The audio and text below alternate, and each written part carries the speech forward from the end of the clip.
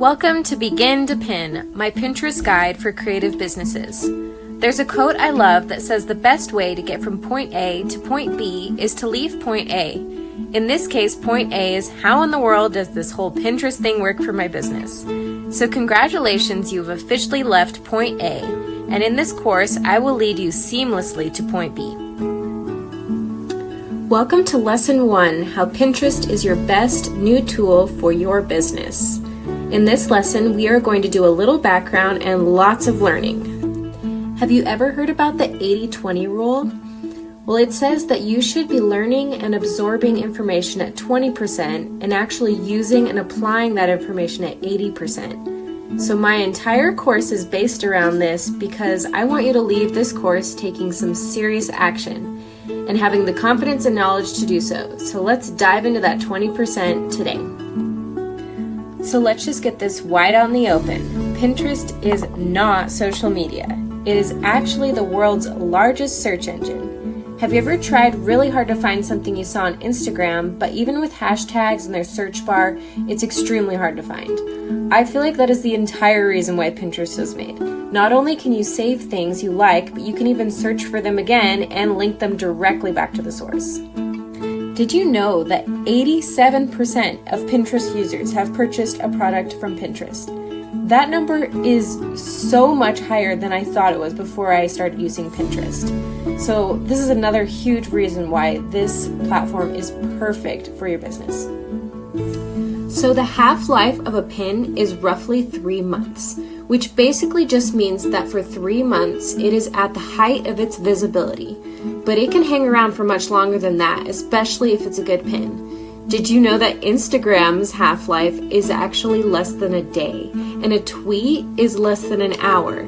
So go ahead and log out of your social media, and let's spend the rest of the day getting that Pinterest up and running. In this next section, I want to talk to you about some common myths and tips that I have found since using Pinterest. Myth number 1. You should delete old or irrelevant pins and boards. There is no reason you should ever delete a pin or delete a board. I'm just going to save you a lot of wasted time. My best advice is to just leave them there, but if you want to clean up your Pinterest aesthetic, I suggest move them to a secret board or you can archive them. Hashtags are used the same way as any other form of social media. I have found this to be a myth. This is definitely something I'm still experimenting with, but what I do know is multiple hashtags aren't as helpful as they are on Instagram or Twitter. I would stick to 1 to 2 hashtags, and I always include my business name or business hashtag, which I use hashtag Jamie Arlene, so people can search for me specifically. Myth number 3, you need lots of followers in order for people to see your pins. This myth couldn't be more false. Pinterest puts any content that is relevant to a pinner search directly into that pinner's feed. Here's an example of my own feed in the next slide. Let me show you my account right here. On the top, I have my average monthly viewers based on the 600 or so followers I have. It's about 116. It is climbing, which isn't bad, but my Instagram gets more views than that. Now below, it shows my entire audience, beyond my followers, and since May 1st, I have gone from less than 100,000 monthly viewers to 300,000 monthly viewers, and that's only in less than 3 months. So don't even be discouraged if you are starting at 0. Your Pinterest will grow, and if you use the tools that I give you, and you are creating great and relevant content, you will see these numbers as well. Myth number 4, you only have to pin 5 pins a day because that's all that Pinterest cares about. This is only a half myth. Yes, Pinterest recognizes the first 5 pins as your most potent content. They basically decide that after your 5th pin, your decision making in it isn't as good as when you first got on. So here's the secret that no one's telling you. Let the first 5 pins be your best pins and make sure they are your content. Then after that, I suggest pinning between 15 and 20 images.